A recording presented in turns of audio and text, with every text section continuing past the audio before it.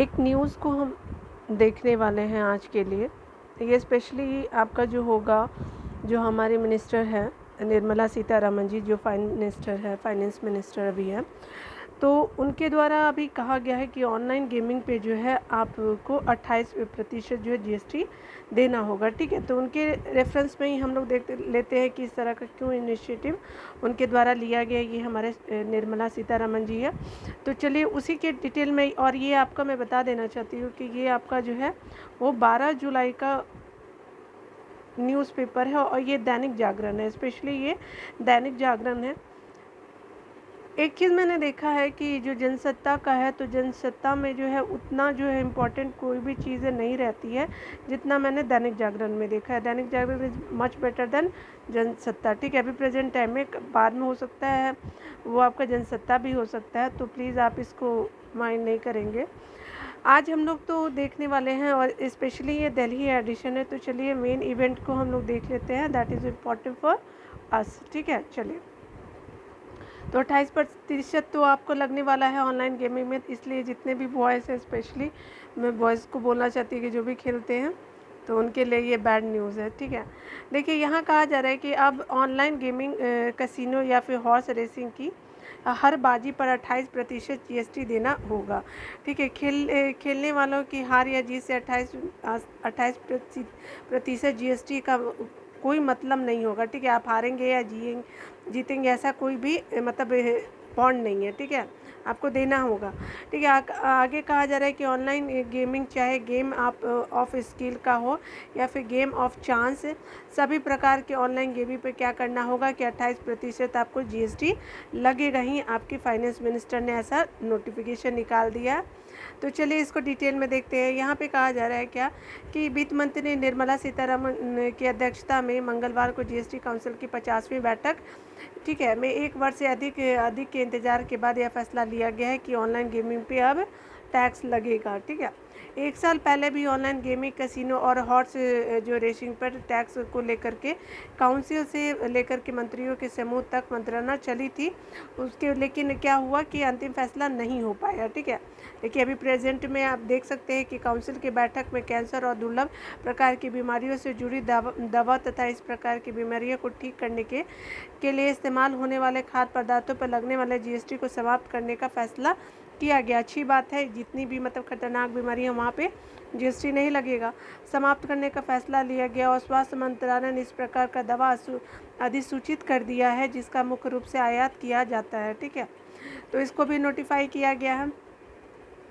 यहाँ पे बताया जा रहा है कि इस प्रकार की दवाओं का विवरण जो है वो स्वास्थ्य मंत्रालय की तरफ से जारी किया जाएगा। ठीक है, आपको बाद में मिलेगा न्यूज़ में। इनोवा, थार, इनविक्टो जैसी MUV हो जाएंगी महंगी। ठीक है, यानी MUV जो हो जाएंगी महंगी हो जाएंगी। देखिए यहाँ पे कहा जा रहा है कि बैठक में कहा जा रहा है कि महंगी गाड़ियों पर 22% सेस लगाने के नियम को बदलने का फैसला लिया गया है। ठीक है, फैसला किया गया है, जिससे क्या होगा कि इनोवा, महिंद्रा की थार और मारुति की हाल ही में लॉन्च इनविक्टो जैसे मल्टी यूटिलिटी व्हीकल्स जो है 2% तक महंगी हो जाएंगी। ठीक है, इन गाड़ियों को महंगा किया जा रहा है। ठीक है, इन MUV अभी जो है 28% जीएसटी के अलावा 20% का सेस लगता है। ठीक है, यानी समझ लीजिए कि 48% के करीब लगेगा। उसके अलावा आपका कहा जा रहा है, लेकिन नियम में बदलाव के से क्या होगा कि 22% तक सेस लगेगा। ठीक है, नया नियम में अब क्या लगेगा कि 22% जो है सेस लगेगा, यानी बढ़ा दिया गया।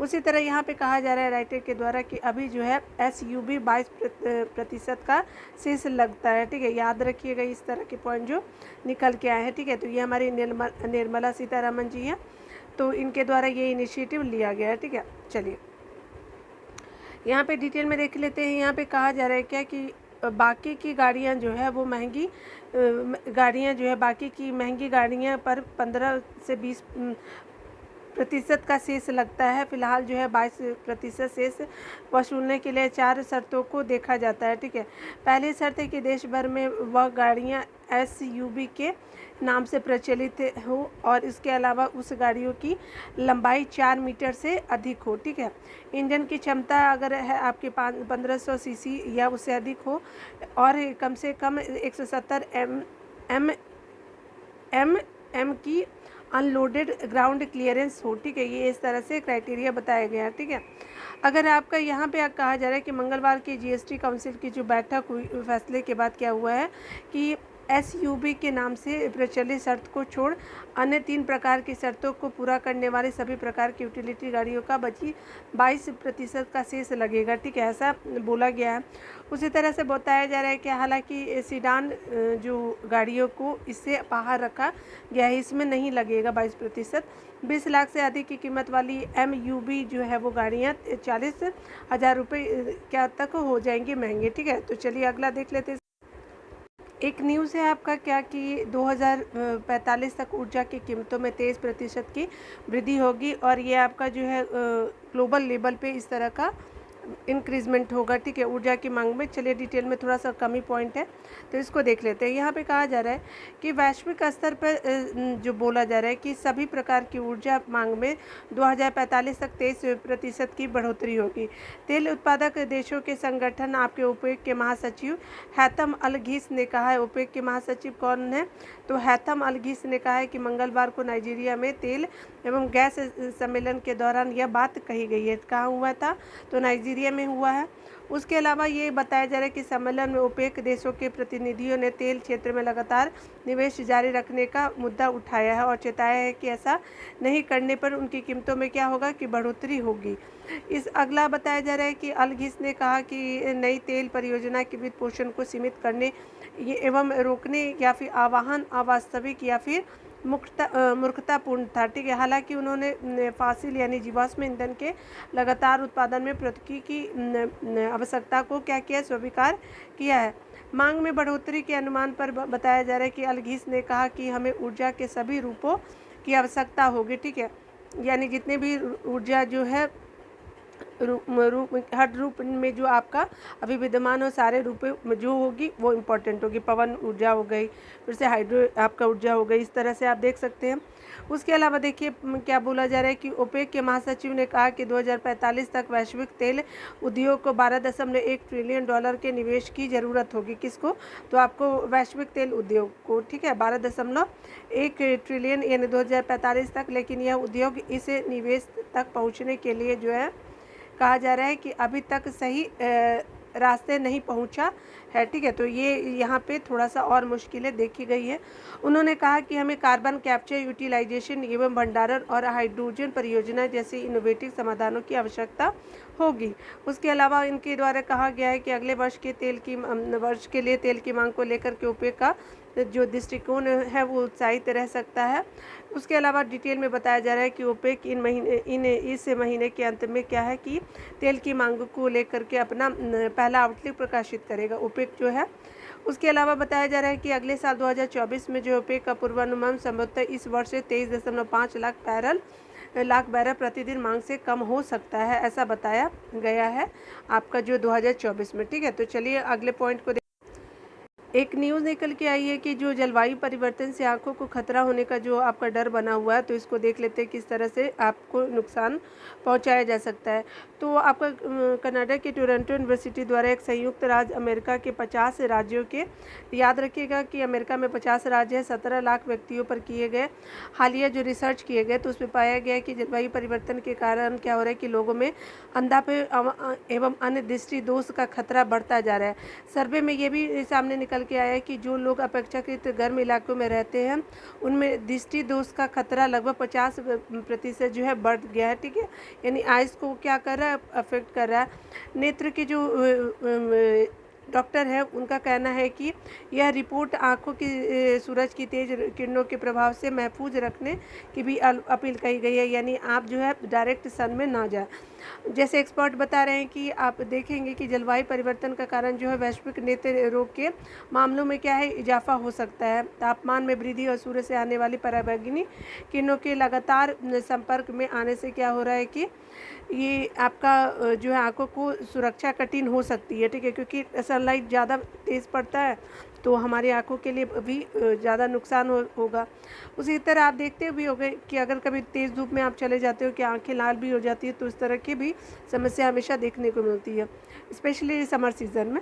तो यहाँ पे कहा जा रहा है कि मोतियाबिंद में जो है आपका 20% मामले जो परावैज्ञानिक किरणों के अत्यंत संपर्क आने मतलब डायरेक्ट अगर हम लोग कांटेक्ट में आ जाते हैं आपका रेज में, तो प्रत्यक्ष परिणाम है परावैज्ञानिक किरणें जो है आँखों के कॉर्निया लेंस और रेटिना की कार्य क्षमता को धीमे कम करता है। बढ़ते तापमान के कारण क्या हो रहा है कि आँखों को समायोजित करने में समस्या आ सकती है।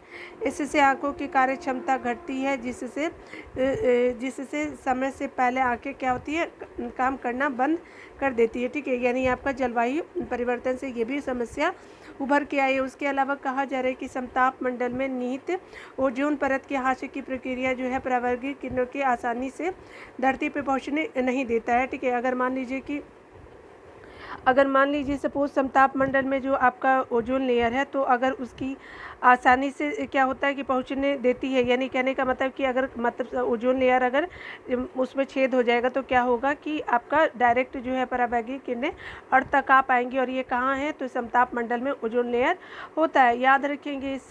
इससे बताया जा रहा है कि जिससे नेत्र रोग में वृद्धि होती है, वही जलवायु परिवर्तन में खाद्य से क्या होता है, खाद्य पदार्थों की गुणवत्ता में भी यानी फूड भी क्राइसिस आपको देखने को मिलता है। ठीक है, जितना न्यूट्रिशन वैल्यू एक फूड में होना चाहिए वो नहीं होता है। क्यों? क्योंकि आपके क्लाइमेट चेंज हो चुके हैं इस वजह से, जिससे क्या होता है कि विटामिन ए की कमी हो जाती है हमारे बॉडी में, और आंखों की रोशनी में कमी और सूखापन का खतरा बढ़ता जाता है। रोशनी भी कम होती है, सूखापन का खतरा बढ़ता है। दूसरी तरफ बोला जा रहा है कि जलवायु परिवर्तन के कारण क्या हो रहा है, तो जिन इलाकों में प्रकृति आपदाएं आती है वहाँ नेत्र देखभाल से संबंधित समस्याएं की पहुंच में अस्थायी या अस्थायी रूप से व्यवधान उत्पन्न हो ही जाते हैं। ठीक है, यानी जिसमें आपका जो भी डिजास्टर से रिलेटेड आपका नेचुरल डिजास्टर आते हैं वहाँ पे आपका विशेषज्ञों का ऐसा मानना है।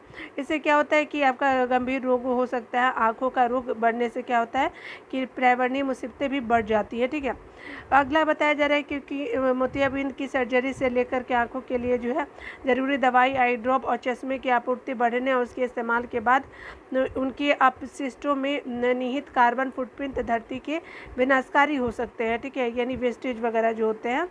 उसके अलावा बताया जा रहा है कि आँखें जो है वो मानव शरीर के महत्वपूर्ण संवेदनशील अंग है, यानी आइज़ जो बहुत सेंसिटिव है ना, देखते हैं कहीं थोड़ा सा भी हमको चोट लगता है तो आँखें सबसे पहले हमारी बंद हो जाती है। ठीक है, ये हवा और परावैज्ञानिक किरणों के प्रति संवेदनशील होते हैं। और आपको बताया जा रहा है राइटर के द्वारा जो जलवायु परिवर्तन के कारण परावैज्ञानिक किरणें और वायु प्रदूषण में वृद्धि आँखों की सुरक्षा के लिए बड़ा खतरा है। ठीक है, ऐसे में कहा जा रहा है कि ऐसे में आँखों की सुरक्षा के साथ साथ जो है जलवायु परिवर्तनों के खतरे को कम करने के लिए हमारी प्रतिबद्धता मानव के लिए क्या है, तो हितकारी साबित हो सकती है। यानी कहने का कि मतलब अगर हम लोग हमारी जो भी जलवायु से रिलेटेड खतरा को लोग क्लाइमेट के प्रति अगर हम लोग अवेयर हो जाएंगे, यानी क्लाइमेट के प्रति अगर अवेयर होंगे तो हमारी हेल्थ के लिए भी बेनिफिट देगा। तो ठीक है, तो आपने ये सब चीज़ों को देख लिया, तो चलिए अगले पॉइंट को भी हम लोग देख लेते हैं। एक पॉइंट को देखते हैं कि नाटो शिखर सम्मेलन में यूक्रेन को लेकर के मतभेद की जो बातें आई हैं उसको देख लेते हैं। ठीक है, देखते हैं यहाँ पे क्या बात हुआ है। तो यहाँ पे कहा जा रहा है कि आपका जो बताया जा रहा है कि नाटो शिखर सम्मेलन के दौरान स्वीडन को नए सदस्य के रूप में शामिल करने पर क्या की गई, सहमति बन गई है कि अब जो स्वीडन भी शामिल होगा। तुर्की ने इसके नए सदस्य के तौर पर स्वीडन को मंजूरी दे दी है। नाटो के जो महासचिव है जेम्स स्टोल्टेनबर्ग ने कहा कि तुर्की से जो राष्ट्रपति स्वीडन को नाटो में शामिल करने पर सहमत हुए हैं। ठीक है, याद रखिएगा। यहाँ पे बताया जा रहा है कि यह ऐतिहासिक कदम है जो आपका सभी नाटो सहयोगियों को मजबूत और सुरक्षित बनाता है। वहीं नाटो नेताओं ने इस तत्व पर आम सहमति बना ली है कि यूक्रेन युद्ध के दौरान समूह में शामिल नहीं हो सकता। ठीक है, यानी कहने का मतलब कि नाटो नेताओं ने इस तथ्य पर आम सहमति बना ली है कि यूक्रेन युद्ध के दौरान समूह में शामिल नहीं हो सकता है। लेकिन सदस्यों के बीच अभी भी कुछ मतभेद है। क्यों बोला जा रहा है कि क्यों इतनी जल्दी और किन शर्तों पर समूह में शामिल हो सकता है, इस पर सदस्य देशों के नेताओं को अलग अलग रुख है। ठीक है, ये बताया जा रहा है यूक्रेन के रिगार्डिंग। अगला आपका बोला जा रहा है कि अमेरिका के जो राष्ट्रपति जो आपके बाइडेन जो है वो मंगलवार को स्वीडन के नाटो के शामिल होने के कारण एक समझौते की सराहना को कोई गठबंधन के साथ यूक्रेन के भविष्य के लिए आगे का रास्ता निर्धारित करने के लिए और अधिक काम बाकी है। ठीक है, बाइडेन ने बताया कि बाइडेन जो है ने शिखर सम्मेलन में एक ऐतिहासिक क्षण बताया और कहा कि यूएसए जो है यानी संयुक्त राज्य अमेरिका यूक्रेन की सदस्यता के लिए एक रूपरेखा क्या करेगा तो करने के प्रस्ताव से सहमत है कि आप जो है एक यूक्रेन को आपको कंबाइन करने के लिए जोड़ने के लिए एक रूपरेखा यानी प्रस्ताव के लिए सहमत बन गया है, जिसे बोला जा रहा है कि जिसे अभी भी जो सार्वजनिक रूप से जारी नहीं किया गया है, ठीक है, कि किस तरह से यूक्रेन नाटो में शामिल होगा, ठीक है, सार्वजनिक नहीं किया गया क्योंकि जिस तरह से आप देख रहे हैं यूक्रेन और रशिया के बीच में युद्ध चल रहा है तो बहुत ही घातक स्थिति में और न पहुंच जाए, इसलिए ये देश बच रहे हैं। यूक्रेन के राष्ट्रपति वोलोदिमीर ज़ेलेंस्की ने अपने देश को नाटो की सदस्य न मिलने की बेतुका करार दिया है। हालांकि शिखर में शामिल होने वाले विलियम्स जा रहे ज़ेलेंस्की ने बातचीत के तरीके पर निराशा व्यक्त की। उन्होंने ट्विटर पर लिखा कि हम अपने सहयोगियों को महत्व देते हैं, ठीक है, यूक्रेन भी सम्मान का हकदार है, ठीक है, ऐसा बोला गया है यूक्रेन के द्वारा। ज़ेलेंस्की ने कहा कि यूक्रेन की सदस्यता के समय सीमा निर्धारित न करना बेतुका है, ठीक है। उन्होंने अंत में कहा कि यह अनिश्चितता एक कमजोरी है, मैं शिखर सम्मेलन में इस पर खुलकर चर्चा करूंगा। बताया जा रहा है कि रूस के हमले के दौरान क्या हुआ कि ज़ेलेंस्की को उनके नेतृत्व के लिए पश्चिम द्वारा नायक के रूप में सम्मानित किया गया था। अब गुस्से में एक बार फिर तनाव बढ़ सकता है और क्या होगा कि ज़ेलेंस्की का बुधवार को शिखर सम्मेलन में भाग लेने और बाइडेन से मिलने का कार्यक्रम बना हुआ, ठीक है। तो इस तरह से हमने नाटो से रिलेटेड यूक्रेन का और स्वीडन जो आपका ऐड हुआ है नाटो में उससे रिलेटेड हमने न्यूज़ को देखा, ठीक है। एक इम्पॉर्टेंट पॉइंट को हम देखेंगे कि आपका जनसत्ता का एडिटोरियल में एक दिया हुआ है कि किस तरह से खेल का जो नशा है वो आपका नुकसानदायक है, और 12 जुलाई 2023 का ये एडिशन है जनसत्ता का। तो चलिए इसको हम लोग डिटेल में एनालाइज करते हैं कि ऑनलाइन गेमिंग जो हो रही है किस तरह से एक मतलब यूथ को जो है वो और बच्चे को किस तरह से अपने जाल में ले रहा है और हमारे ह्यूमन डेवलपमेंट को किस तरह से रोक रहा है। चलिए यहाँ पे देख लेते हैं। यहाँ पे राइटर का बताना है कि हमारे देश में बच्चों और किशोरों और युवाओं में ऑनलाइन गेमिंग खेलने का लत महामारी का रूप लेती जा रही है, ठीक है। इसमें बताया जा रहा है कि इसे शिकार लोग 24 घंटे बिना रुके ऑनलाइन गेम खेलते रहते हैं। आज हर इंटरनेट पर उपलब्ध रोमांचक ऑनलाइन गेम में रंग बिरंगे विषय और संगीत के शामिल के साथ हर पल बदलती दुनिया और पल पल बढ़ता रोमांच बच्चों के दिलो दिमाग पर हावी हो रहा है, ठीक है। उसके अलावा बताया जा रहा है कि गेम खेलने की यह लत धीरे धीरे बढ़ते बढ़ते अवसाद में बदल जाती है और भारत में 23 वर्ष तक के से लेकर के 28% युवा समय बीतने के लिए ऑनलाइन गेम खेलते हैं, ठीक है। आप समय बिताने के लिए ये बच्चे आपके 23 वर्ष के जो बच्चे हैं वो खेल रहे हैं, ठीक है, उससे नीचे भी खेल रहे हैं। उसके अलावा देखिए कि शौक़ के लिए या तो समय बिताने के लिए कुछ देर को ऑनलाइन गेम खेलना कोई बुरी बात नहीं है, लेकिन समस्या यह पैदा हो रही है कि जिस तरह से बताया जा रहा है कि बुरी आदत बन गई है जिससे ऑनलाइन आपकी एडिक्शन हो कहते हैं, ठीक है। मतलब आपको ज़्यादा से ज़्यादा आपको खेलने का ही मन करेगा, एक्स्ट्रा एक्टिविटी आपको करने से ही गुस्सा आएगा, ठीक है। ऑनलाइन क्या होगा तो ऑनलाइन गेमिंग खेलने की हिंसा की प्रवृत्ति भी बढ़ रही है क्योंकि ये गेम अक्सर हिंसक घटनाओं से भरे होते हैं, ठीक है। और इसमें क्या हो रहा है कि इनमें क्या देखा गया है कि इनमें मरने मारने की बातें होती है, ठीक है, युद्ध होते हैं और बच्चों के हाथों में बंदूकें होती है। कोरोना काल में काल की बंदी के बाद जो है भारत में ऑनलाइन खेलने वाले संख्या में वृद्धि हुई है, ठीक है। याद रखेंगे इस चीज़ को कि आफ्टर कोरोना इस तरह के मामले और देखे गए हैं, ठीक है। इसमें बच्चों के साथ साथ बड़े भी शामिल हैं। 2018 के भारत में ऑनलाइन गेम खेलने वालों की संख्या में 26 करोड़ 90 लाख थी और 2020 में जो है 36 करोड़ आपके 50 लाख मामले आपका दोनों पीरियड में बढ़ने का आशंका है, ठीक है। अनुमान में बताया जा रहा है कि 2022 में जो है 55 करोड़ रुपए जो है वो 55 करोड़ से ज़्यादा यानी आधी आबादी जो है वो ऑनलाइन गेम खेलने में व्यस्त है। तो दूसरा काम करेंगे कब, है ना, ये भी नुकसानदायक है। यहाँ पे जो है आपको पहले लग रहा हो कि ये क्यों पढ़ रहे हैं, लेकिन हमको देखना है कि यूथ जो है किस तरह से हमारे जो मेन उनका स्ट्रीम है उससे वो भटकते जा रहे हैं और जब आपका टाइम चला जाएगा तो आप क्या ही कर लोगे, ठीक है। तो ये आपका डिप्रेशन का शिकार हो पा रहे हैं, ठीक है। अगला बताया जा रहा है कि 2016 में भारत में ऑनलाइन गेम का बाजार लगभग 4 करोड़ रुपए का था जो अब 7 से 10 करोड़ रुपए का तक पहुंच चुका है। यहाँ पे राइटर का बताना है कि हर साल जो है 18% प्रतिशत की रफ्तार से ये बढ़ता जा रहा है। अनुमान है कि अगले साल ये 29 करोड़ तक पहुंच जाएगा। ठीक है, लगभग 46% गेम खेलने वाले जीतने के लिए उसकी एडवांस स्टेज में पहुंचने के लिए पैसे भी खर्च करने को तैयार होते हैं। बहुत से ऑनलाइन गेम में पैसा कमाने का विकल्प भी होता है, जिससे बड़ी संख्या में युवा जो होते हैं ने इसे पूरा वक्ती काम की तरह अपना लिया है। समय बिताने और शौक के लिए खेला जाने वाला गेम अब जुए और सट्टेबाजी में क्या हो रहा है कि बदल चुका है। उसके अलावा देखिए भारत में बोला जा रहा है कि भारत के लोग अब एक दिन में जो औसतन 218 मिनट ऑनलाइन गेम खेलते हुए बिता रहे हैं। पहले यह औसतन 151 मिनट था और यह लत जो है बच्चों के साथ साथ बड़ों को भी ज़रूरी काम करने से रोकता है। ठीक है, क्योंकि थोड़ा खेल लेते हैं और सारे काम पड़े हुए। पिछले साल भारत में हुए एक सर्वे में 20 साल से कम उम्र के 65% जो बच्चे थे जिनका एज था वो 20 साल से कम था, बच्चों ने माना कि वह खाना और नींद छोड़ने को भी तैयार है और बहुत सारे बच्चों को ऑनलाइन गेम खेलने के लिए माता पिता का पैसा भी चोरी करने को तैयार है। ठीक है, इसी तरह से एक आपने देखा होगा मर्डर भी कर दिया गया था। ठीक है, और मतलब उनकी मम्मी ने रोका, तो यूपी का शायद ये घटना था, तो आप उसको देख लीजिएगा। गेमिंग एडिक्शन की यह समस्या केवल भारत नहीं बल्कि पूरी दुनिया में है। पिछले साल ब्रिटेन में एक सर्वे में हर 6 में से एक बच्चे ने माना कि गेम खेलने के लिए जो उन्होंने माता पिता के पैसे चोरी किए। इसके ज़्यादातर बोला गया कि बच्चों ने अपने माता पिता के डेबिट या क्रेडिट कार्ड का बिना बताए इस्तेमाल किया था। ठीक है, कुछ जो आपका ऑनलाइन गेम मुफ्त होते हैं ये भी बताया जा रहा है, कुछ में ऐसा पैसा देना होता है। ठीक है, कई गेम जो होते हैं जितने पर रिवार्ड भी आपकी मिलता है, जिससे कि लालच बढ़ता है और हार जाने पर भी डूबा पैसा वापस पाने की जिद होती है।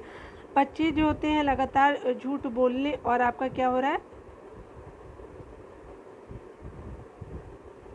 और आपका कर्ज के शिकार की आदतें भी उनमें बढ़ती जा रही है। ठीक है, ऑनलाइन गेम जो होते हैं ज़रूरत से ज़्यादा खेलने से बच्चों के क्या हो रहा है कि ब्रेन पे भी असर आपको बुरा कर रहा है। ठीक है, यहाँ पे राइटर का बताना है कि अगर बात करें वे चिड़चिड़े और हिंसक बन रहे हैं। ठीक है, माता पिता एवं रिश्तेदारों से बात करने के बजाय उन्हें जो है आभासी दुनिया में खोए रहना पसंद करते। ठीक है, इस तरह से राइटर का जो मानना है। ठीक है, अगर आगे देखिए यहाँ पे बताया जा रहा है कि यूनिवर्सिटी ऑफ मैक्सिको की रिसर्च के मुताबिक बताया गया है कि दुनिया में जो है वो दुनिया भर में बताया जा रहा है कि 15% खेलने वाले इसकी लत का शिकार होकर मानसिक रूप से बीमार भी हो गए। बहुत ही ख़राब ये न्यूज़ है।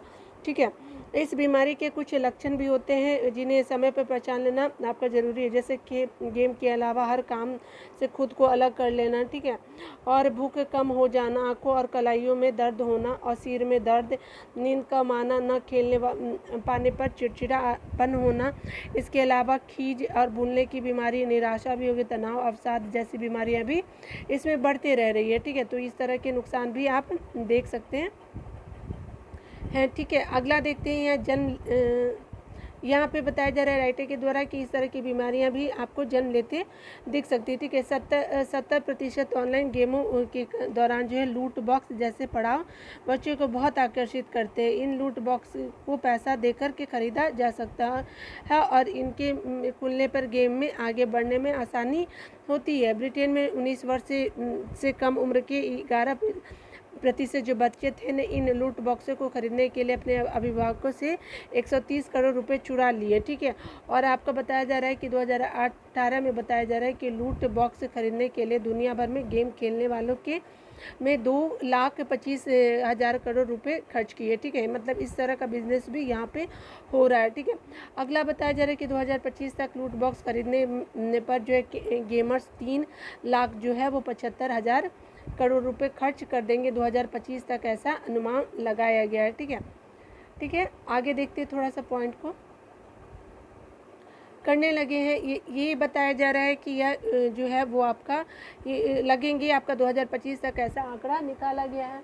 अगला बताया जा रहा है यह रकम भारत के स्वास्थ्य और शिक्षा बजट से भी ज़्यादा है। अक्सर ऐसी खबरें सुनने को मिलती है कि बच्चे अपना पहले पायदान पर पहुँचने के लिए अपनी जान तक गंवा देते हैं, ठीक है। ऐसा न्यूज़ भी आप लोगों ने सुना होगा और हम सभी ने। अगर आभासी दुनिया के बच्चों की दुनिया बन जाए तो एक बड़ी चिंता होगी, क्योंकि वो रियल दुनिया देख ही नहीं पाएंगे, ठीक है, कि कितना खूबसूरत है प्रकृति, हमारी क्या क्या चीज़ें दे सकती है। और अभिभावकों को इसके प्रति सजग हो जाना चाहिए। माता पिता को चाहिए कि वे बच्चों को बेहतर कामों में लगाए और उनके साथ खेले और बातें करें, उन्हें अपने जीवन के रोचक अनुभव सुनाए, अच्छी और शिक्षाप्रद किताबें पढ़ने को प्रेरित करें और उन्हें रचनात्मक कार्य को करने को प्रेरित करें। घर के बच्चे मोटी कामों में उनकी मदद ले। इस सबसे बच्चे जो होते हैं वो आभासी दुनिया से बाहर निकलेगा और उन्हें वास्तविक दुनिया में बहुत कुछ सीखने को मिलेगा, ठीक है। हाल ही में बताया गया है कि चीन की सरकार ने कुछ सख्त नियम बनाए जिसके अनुसार 18 वर्ष से कम उम्र के बच्चों को एक हफ्ते में 3 घंटे से ज़्यादा जो है ऑनलाइन गेम नहीं खेल पाएंगे, ठीक है, यानी रोक लगा दी गई है। और कहा गया 18 वर्ष से जो तक के बच्चे जो है शुक्र, शनि और रविवार के केवल 1-1 घंटे ऑनलाइन गेम खेल सकते हैं, ठीक है। और वह भी सिर्फ रात के 8 बजे से 9 बजे तक खेलेंगे, उसके बाद आप सो जाइए, ठीक है। चाइना ही सही करता है, ठीक है। गेमिंग कंपनियों की जिम्मेदारी होगी कि वे इन नियमों का पालन बच्चों से करवा और ऑनलाइन गेमिंग खेलने वाले बच्चों की पहचान भी खुद करे, ठीक है। बहुत ज़रूरी है कि भारत में ऐसे जो नियम बनाए और आपका ऑनलाइन गेम खेलने को भी क्या करे कि नियंत्रित करे, क्योंकि जिस तरह से इंडिया के यूथ भी और वर्ल्ड वाइड यूथ भी अफेक्ट हो रहा है ऑनलाइन गेमिंग से, तो क्या होगा कि ये यूथ का प्रोडक्टिविटी भी तो कम होता जाएगा ना। तो आपके एक कंट्री के डेवलपमेंट के लिए जो है कितना इम्पोर्टेंट है, तो वो भी आप देख सकते हैं। नुकसान एक जो इंडियन आपका ग्रोथ को होगा या फिर वर्ल्ड के ग्रोथ को नुकसान होगा। अब ऑनलाइन गेमिंग को दुनिया भर में मुख्य खेलों में से भी शामिल किया जाने लगा है। एशियाई खेलों में ई स्पोर्ट्स के कार्यक्रम होंगे और आपका कहा जा रहा है कि एशियाई खेल में होंगे। ओलंपिक की समिति भी इसे मान्यता दे चुकी है, ठीक है। इसलिए इस उद्योग पर पूरी तरह प्रतिबंध तो नहीं लगाया जा सकता, लेकिन जो ऑनलाइन गेम लोगों में जुए की लत लगाते हैं उन पर नियंत्रण करना बहुत ही ज़रूरी बताया जा रहा है राइटर के द्वारा, ठीक है। जिन युवाओं को मेहनत करके परिवार और समाज में देश और समाज को आगे ले जाना है, वे आज ऑनलाइन गेम खेलकर समय बर्बाद कर रहे हैं, ठीक है। कोविड के दौरान भी ऐसा देखा गया है कि स्कूल कॉलेज बंद होने की वजह से ऑनलाइन पढ़ाई का चलन बढ़ा है और आपका कहा जा रहा है इसलिए अब हर वक्त जो है वो अब हर बच्चे के हाथ में कंप्यूटर, लैपटॉप या मोबाइल है, पर पढ़ाई से ज़्यादा वे जो है इनका उपयोग ऑनलाइन गेम खेलने में करते हैं, ठीक है। यानी आप उसको अच्छे तरह से यूटिलाइज़ नहीं कर रहे, वो अपना गेम खेल करके उसको टाइम वेस्ट कर रहे हैं, ठीक है। तो नया स्किल सीख सकते हैं, बहुत सारी चीज़ें कर सकते हैं जो हमारे लिए फ्यूचर को क्या मतलब ब्राइट बना सकता है, लेकिन ऐसा हो नहीं पा रहा है, जो बहुत घातक हो सकते हैं। इस पर नियंत्रण करना बहुत ही आवश्यक है। तो ये राइटर के द्वारा जो जितने भी पॉइंट ऑनलाइन गेमिंग से रिलेटेड थे, तो मैंने उसको बताने का कोशिश किया है। तो ये जनसत्ता का मुझे बहुत अच्छा लगा था एडिटोरियल, तो that's why I am doing this kind of a thing. तो आपका वीडियो देखने के लिए थैंक यू। मिलते हैं अगले वीडियो में, तब तक के लिए खुद का ख्याल रखिए और पढ़ते रहें। Take care.